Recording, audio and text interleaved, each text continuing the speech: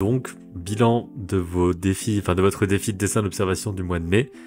Il y a 4 participants, on va discuter un petit peu de tout ça, de voir comment est-ce que vous avez dessiné, et voir un peu voilà ce que vous avez fait tout simplement. Donc on va passer à la première personne qui est Hussein Faki.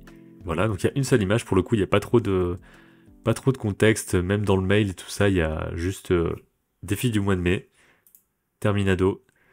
Donc voilà, une seule image. C'est plus un détail, mais je sais pas, j'aime bien le, le rendu de la photo. Il y a un côté photo en numérique super pixelisé, mais ça fait un côté peinture en fait là, je trouve. Donc voilà, c'est pas prévu pour, j'imagine, mais il y a un côté peinture de par la compression de l'image. Donc là, c'est le classique. D'ailleurs, ça, je pense que c'est vraiment un truc que tout le monde fait et que je fais aussi d'ailleurs, hein. C'est le côté je dessine là où je suis pendant que je dessine, mais dans le sens vraiment le point de vue total. Et parfois, on dessine aussi ses mains en train de dessiner.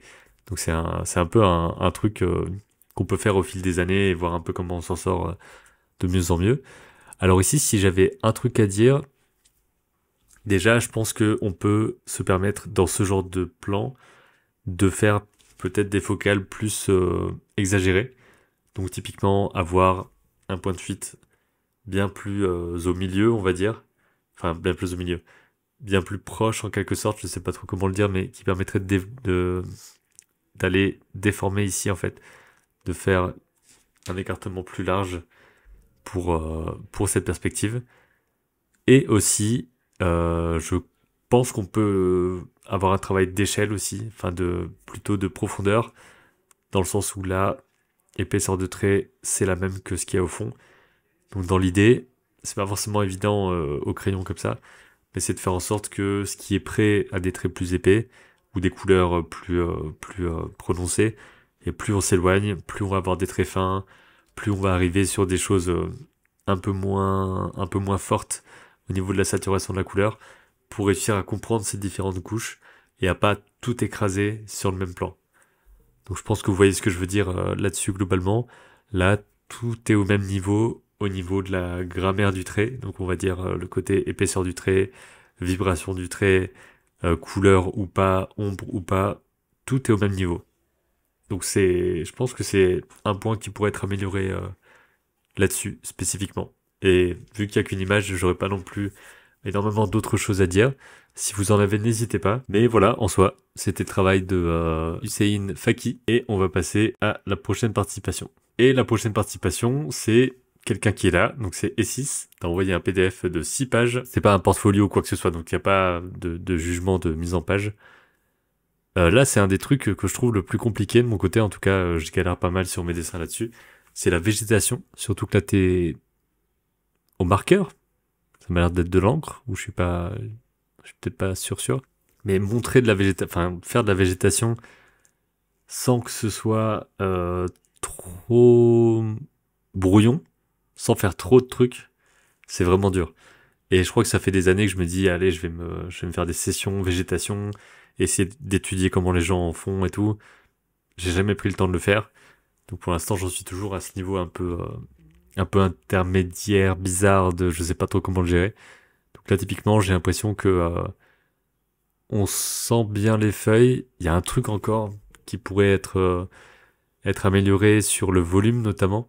Parce que là, on a l'impression que c'est tout défraîchi, qu'il n'y a pas beaucoup de feuilles dessus, mais je sais pas si c'était le cas en vrai ou pas. Je dirais qu'un des trucs que je conseille de faire, enfin que beaucoup de gens conseillent de faire, hein, pour le dessin d'observation, je l'applique pas assez, je pense, à mes dessins, mais c'est de mettre en scène en fait. De pas juste se dire je dessine une feuille, mais de se dire j'ai mon cadre, où est-ce que j'arrête l'image? Donc déjà de tracer un cadre potentiellement sur son carnet. Où est-ce que j'arrête cette image-là? Comment est-ce que je place les choses? Avoir un œil de peintre, photographe, metteur ou metteuse en scène, vous voyez? Donc ce côté vraiment délimiter l'espace et placer la composition plutôt que de se dire bah, je commence avec une feuille et puis on va voir où ça va et que la feuille est un peu explosée au niveau de sa composition. Il y a pas de hiérarchie, c'est juste tout est là quoi. Donc ça c'est plus un truc. Après dans l'absolu ça c'est vraiment aussi des dessins pour s'entraîner donc je pense qu'il n'y a pas forcément vocation à faire quelque chose d'extrêmement poussé. Diffusable, en quelque sorte, c'est pas vraiment le but ici. Donc là, tu le diffuses, mais c'est pas le principe à la base. Alors ici, on va le regarder de loin, parce que de près, on va beaucoup plus voir les défauts. Notamment, je pense, défaut principal, le manque de contraste potentiellement. C'est toujours un peu le même truc que dans la participation précédente. Tout est au même niveau, ça, c'est au même niveau que ça rend quelque chose de relativement plat en fait. Donc ça fait qu'on sent pas que ça se détache. Et sur de la peinture numérique comme ça, je dirais que c'est à voir au niveau de la couleur. Je pense qu'il y a un truc de saturation ici qui est trop saturé. Ou alors ici, pouvoir mettre de la lumière, quelque chose qui pourrait faire en sorte que ça se détache. Parce que là, typiquement, déjà quand on zoome, on voit il y a beaucoup de traits, mais que c'est pas forcément très délimité.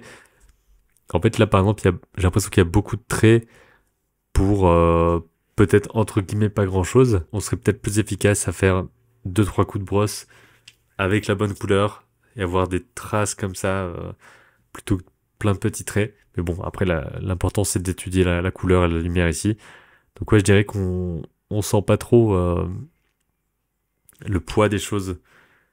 Et plus que le poids, on sent pas trop on a l'impression qu'ils sont incrustés là comme ça et qu'il y a pas de, que c'est pas en harmonie avec ce qui les entoure. Je sais pas si c'est clair, hein. Mais là, ça manque de contraste, je pense. Là, j'ai l'impression que tu t'en sors un peu mieux parce qu'il y a moins de choses aussi.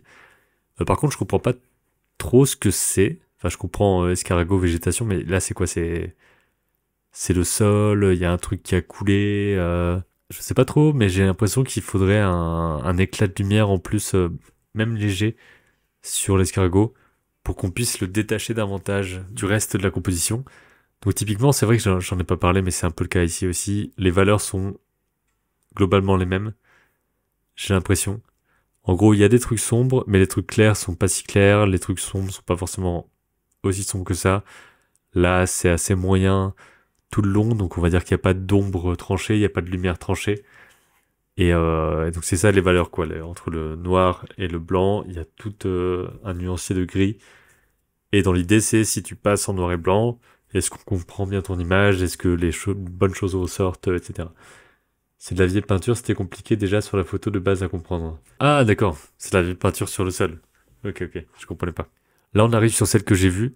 Alors celle-là, elle m'avait bien marqué dans le Discord, évidemment quand on zoome, on voit bien le côté peinture, mais j'ai l'impression que c'est peut-être le dégradé, la texture, qui font que de loin, il y a un vrai côté photo. J'ai l'impression, hein. Peut-être que c'est mon œil qui est fatigué, hein. Mais j'ai l'impression que de loin, il y a un vrai côté photo. Selon moi, il n'y a pas forcément nécessité d'aller dans autant de détails. En fait, c'est du détail, mais pas détaillé. Je sais pas comment expliquer. Là, il y a plein de petites choses, mais si on zoome, c'est vraiment des petits scribouillis. Et je vais vous montrer un truc. Alors, attendez. Hop. Des dessins d'observation, enfin des peintures d'observation que je trouve très chouettes.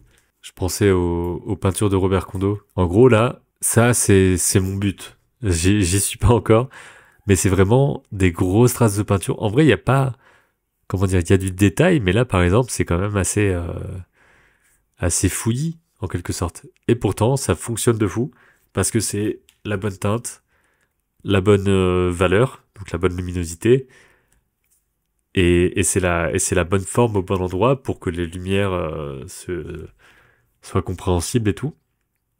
Et donc, selon moi, sur de la peinture d'observation, pour moi, c'est ça le but, quoi. Et il a travaillé notamment à Pixar. Là, vous voyez, c'est c'est vivant. Il y a pas mal de choses qui se passent et pourtant, ça, quand on le voit comme ça a l'air tout simple en fait. Voilà, ça c'est un de mes buts, on va dire, dans mes peintures. Désolé pour les chiens. C'est ça, ce truc en particulier auquel je pense, c'est que tu essaies d'aller dans trop de détails, que tu mets peut-être ta brosse en trop petit, tu fais plein de petits traits comme ça, alors que tu peux essayer de te concentrer sur des grosses formes, un gros trait de couleur, ensuite tu changes de couleur, tu essaies de vraiment adapter à ce que tu vois, ne pas mettre une couleur si t'es pas sûr de la voir. Aussi, un truc qui peut aider, c'est d'aller mettre d'autres couleurs à l'intérieur de tes couleurs, notamment d'aller mettre des couleurs plus froides dans tout ce qui est les ombres et des couleurs plus pétantes, notamment du rose pétant, du orange pétant, par petites couches dans les parties brillantes, on va dire, dans les parties très lumineuses, pour les faire ressortir.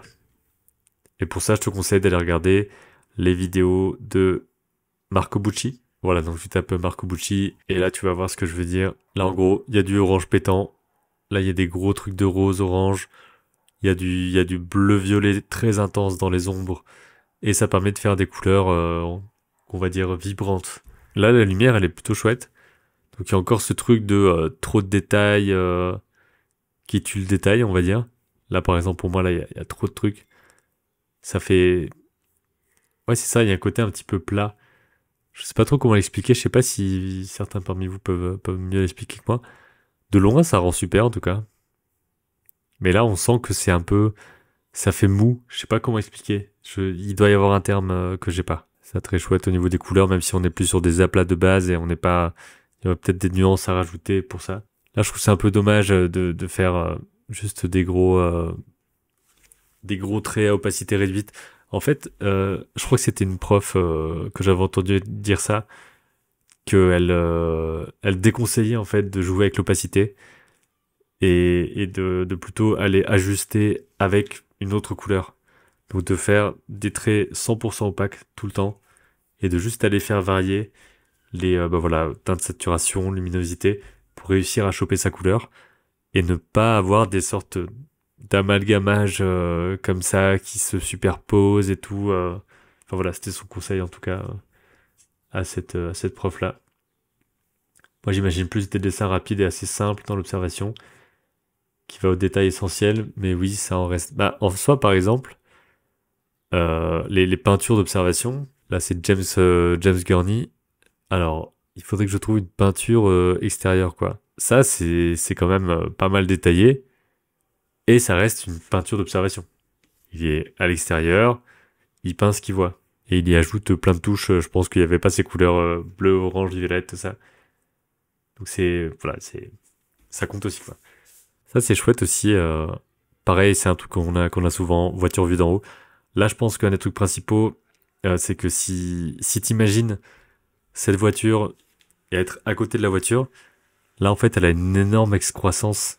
Parce que son autre roue, théoriquement, elle est là, en gros. Elle est ici, là. Donc, en fait, son point de fuite qui se trouve vers la gauche, là, ça doit partir vers le point de fuite. Là, ça doit aussi partir vers le point de fuite. Donc, ça veut dire qu'on serait sur quelque chose un peu comme ça. Tu vois.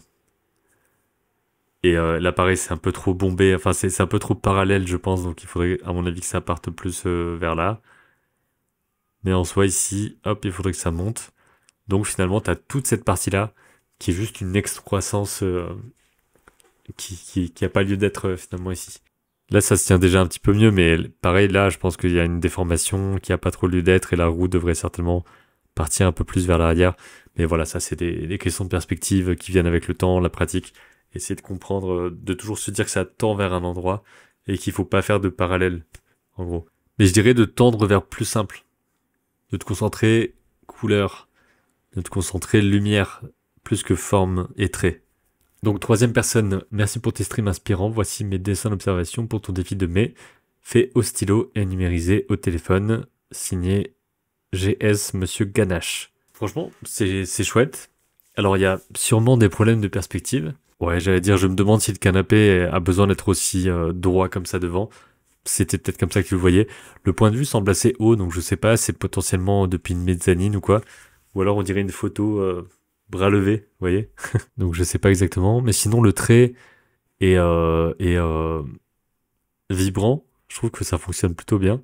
J'ai tendance à dire qu'il y a peut-être un truc de perspective à améliorer. La porte-fenêtre paraît petite, mais l'effet du canapé et de table basse est cool. Oui, ou alors tu veux dire sinon c'est un lit énorme, quoi. Ouais, je crois que je vois ce que tu veux dire. Ouais, c'est vrai que ça paraît un peu petit niveau porte-fenêtre. Là, on a ce trait vibrant tout le long. Franchement, ça fonctionne plutôt bien. On a un petit peu le truc dont je parlais tout à l'heure de hiérarchisation. Donc là, il y a moins de dessins, par exemple. Comment dire, l'herbe devant et juste en petits traits. Donc on a vraiment un focus sur les gros arbres. Peut-être un peu trop fouillis. ça marche bien, mais il y a peut-être trop de choses qui se passent, pareil sur le tronc que sur les feuilles. Donc c'est peut-être un poil trop, faut voir. Mais sinon, on sent bien le chemin et tout, ça marche.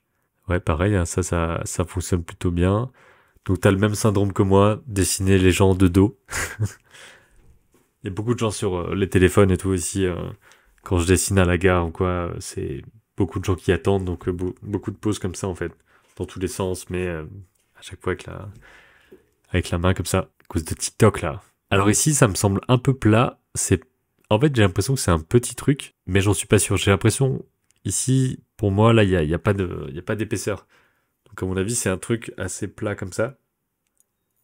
Mais si c'est pas le cas dans la réalité, il y a un problème. Si c'est le cas, il n'y a pas de souci. J'aime bien la façon dont tu as fait les lignes ici avec le petit rebord en relief et tout. Là, c'est un peu plus fouillis. Mais là, je trouve que ça fonctionne vraiment super sur ce côté-là. Pareil, l'eau, il y a peut-être un peu de trait superflu. On sent le mouvement, mais il y a un côté trop, je trouve, par rapport à ce qu'on voit là, même s'il y a l'ombre aussi, donc pourquoi pas. Et donc, oui, j'ai un doute sur la taille. Après, quoique, bah là, je vois qu'il y a des canards et tout, donc c'est pas un bâtiment immense non plus. Il y a pas de souci. Et là, on a un petit peu ce truc dont je parlais tout à l'heure, le fait de poser un cadre. La perspective m'a l'air pas mal. Là, il y a peut-être un problème avec la voiture qui est peut-être un poil longue ou là, je sais pas si c'est la barre du milieu, mais on dirait que c'est complètement détaché. On dirait que c'est pas dans la même longueur. Pour moi, la voiture, elle est un peu plus penchée vers la droite de l'image. Là, c'est trop droit à mon avis. Mais ça fonctionne bien. J'aurais peut-être mis pareil moins de traits sur l'immeuble, histoire de le fondre un peu plus vers l'arrière-plan, avec l'immeuble bien cadré par les arbres. Ouais. Et là aussi, problème de tangente. Globalement, ça veut dire que ici, là, ça touche, ça devrait pas toucher, parce que on sait pas qu'est-ce qui est devant quoi, donc c'est un problème. Alors attention à ça, toujours mettre les choses les unes devant les autres, être sûr et certain qu'il n'y a pas les petits nœuds graphiques comme ça ici qui se touchent pile poil quoi. C'est dur de gérer les tangentes en observation, non. Oui, c'est sûr qu'il faut réussir à placer ses points avant et se dire ok ça va être comme ça va superposer ou pas. Faut essayer de faire gaffe à ça. Souvent il y a des trucs qui se superposent, des perspectives toutes écrasées.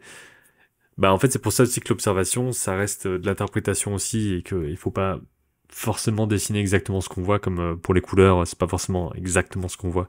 On peut aller rehausser des trucs, on peut interpréter un petit peu des choses, rajouter des touches qui vont relever certaines parties même si elles sont pas tout à fait là dans la réalité, au niveau des couleurs et de l'ambiance, je veux dire. Et sinon, au niveau de la forme, ouais, on peut se placer au bon endroit ou s'arranger pour que sur le dessin, en tout cas, ça se voit pas. Alors, on passe au travail de Salomé Danzé. Voici une compilation de mes peintures et dessins d'observation du moment. Les peintures sont majoritairement en aquarelle et quelques-unes à la gouache. Là, déjà, il y a plus de choses. Il y a 16 pages. Alors ici, je trouve qu'il y a une sorte d'ambiance, un style, enfin plus un style, je vais dire, qui se dégage. Par contre, niveau modèle pur, morphologie pure, il y a pas mal de problèmes, notamment de proportions. Je dirais que tout va bien quasiment, sauf les mains qui sont vraiment trop petites. Pour le coup, ouais, les mains là sont complètement petites. Il y a un côté cassage de coude. Et ouais, je dirais que ça peut être un style. Mais je sais pas si c'est voulu, c'est toujours un peu le truc de... je sais pas si c'est volontaire ou pas de faire ça comme ça. Mais effectivement, le visage est chouette. Il y a un truc dans l'expression qui est assez simple. On ressent potentiellement je sais pas trop, un truc d'habitude, un truc peut-être un peu de fatigue qui marche bien. Mais ouais, niveau main, si c'est pas fait exprès, elles sont vraiment trop petites. Ensuite, peinture ici, donc... Alors, pas évident au niveau de la perspective. On voit aussi qu'il y a des espaces blancs qui restent derrière. Donc, en fait, là, je pense qu'il y a aussi un truc de trop tout en même temps. On a du mal à hiérarchiser les choses. Là, par exemple, je sais pas trop qu'est-ce que c'est les petits trucs qui pendent. Est-ce que c'est vraiment un côté... ouais, une sorte de ballon dans l'arbre? Est-ce que c'est un truc de feuille qui reste? Moi, je penserais pour un objet dans l'arbre ou alors vu qu'il y a d'autres boules comme ça en dessous, un truc un peu Noël, je sais pas trop. Mais je pense qu'il y a un truc de clarté là, où tout est... il y a trop de couleurs pétantes les unes autour des autres et tout. On a du mal à savoir qu'est-ce qu'on doit regarder en premier, je pense. Alors que là, on est sur quelque chose de très simple. On comprend tout. Il y a un style un petit peu 3D isométrique, avec une perspective un peu pétée, on va dire, où on voit les choses de haut. Donc, alors je dis, il y a un nom, je crois, c'est orthogonal potentiellement, mais pour moi, c'est vraiment les vues 3D isométriques qui fait que il n'y a pas il y a pas vraiment de point de fuite défini sur les objets, etc. J'aime bien le style un peu de celui du dessus. Ouais, ouais, il y a un truc, il y a un truc chouette. Ça fait très illustration douce, on va dire, où il y aurait un perso, il y aurait peut-être de légères couleurs. Ça, pour le coup, je trouve que ça fonctionne mieux que ça. Ça m'a l'air un peu mieux hiérarchisé. Et aussi, on se concentre un peu plus sur, alors, j'allais dire sur le sol ici, là, sur l'entrée, mais la saturation des couleurs fait que de mon côté, je me concentre plus là, je crois. Donc ouais, effectivement, les couleurs sont chouettes ici. Là, j'ai l'impression que là, c'est bien là quand il y a des petites touches oranges. Alors peut-être attention à ça. Bon, c'est une question de maîtrise du pinceau aussi. Mais pour les fenêtres là, il y a tout qui part un petit peu. C'est pas un trait. C'est pas une sorte de pilule droite ou c'est pas un rectangle. C'est vraiment un truc un peu en flamme comme ça, avec plein de petits pics. Donc là, je pense que c'est vraiment un truc du geste où il faut faire attention. De nouveau une cuisine. Ouais, franchement, ça marche super, hein. C'est simple, j'imagine bien une bande dessinée qui se passerait dedans. Ça, il y a peut-être un petit côté plat dans le sens où il y a pas de profondeur. Enfin, on sent un peu de profondeur, mais je dirais que là, pour moi, hein, vu ce qu'on voit ici, je pense que on devrait le voir plus bas, le pont, ou alors faire comprendre qu'il y a une grande distance avec des traits peut-être très rapprochés là-bas et qui ensuite s'étendent. Peut-être ouais, peut-être un truc par rapport à ça. J'ai l'impression de pas trop sentir la distance. Là, au niveau de la composition, je suis un peu étonné parce qu'il y a un énorme espace vide et on sait pas trop où focaliser le regard en fait. J'ai l'impression que on devrait avoir une composition potentiellement ici qui focaliserait sur cette femme-là, mais ou alors couper comme ça et se dire que quelqu'un va rentrer par la porte, mais à ce moment-là, c'est le début de quelque chose et pas un instantané. Donc, ouais, je me pose la question de où est-ce que tu veux qu'on regarde dans cette image. L'expression ici fonctionne vraiment bien.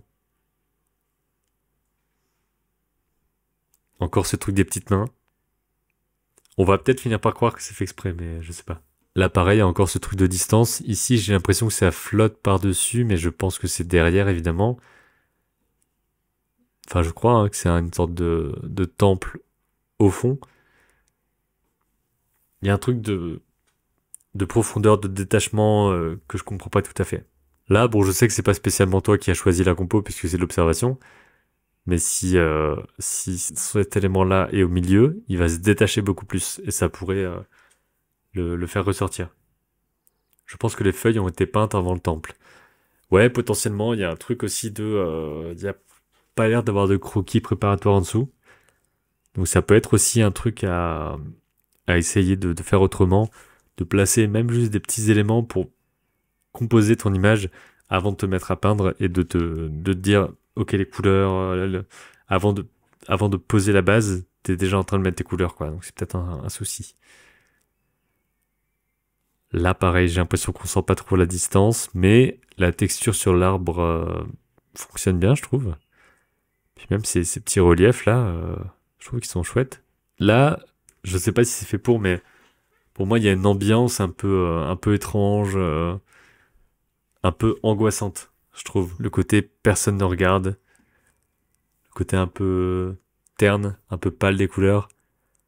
Il y a un côté très froid, je trouve. Il y a un truc d'ambiance un peu étrange. Là, bon, c'est un gros défi, hein. Énormément de détails. Je trouve que ça fait petite carte postale à l'ancienne. Ou dessin de magazine. Ouais, je vois ce que tu veux dire, mais pour moi, ça peut être un plan de film d'horreur où les gens sont là, ils sont bizarres, personne ne regarde. Je sais pas, j'ai un peu ce ressenti-là. Et pour finir ici, alors, pareil là, toujours la main trop petite. Je pense que le poignet est un peu pété comme ça. J'ai l'impression il y a un truc de relevé de poignet bizarre. Après, l'expression, par contre, l'expression, elle marche vraiment bien. Alors que ça a l'air très simple, mais on sent une sorte de petite moue comme ça avec la bouche. Le visage est cool à gauche aussi. Ouais, ouais, dans un autre registre, on va dire. Et là, je me demande s'il n'y a pas un problème de crâne qui est trop fin ici. Pour moi, le crâne, là, il arrive jusque là, quoi. En gros. Il va choper en dessous de l'oreille, comme ça. Hop. Et donc voilà, c'est le travail de Salomé. C'est la dernière personne pour ce défi. Petit rappel, le défi du mois de juin, c'est d'envoyer une animation. Donc une animation qui peut être déjà existante, qui peut être en 2D, en 3D, en stop motion, peu importe. Et l'idée, c'est que durant le mois de juillet, je regarde ces animations pour en faire une review.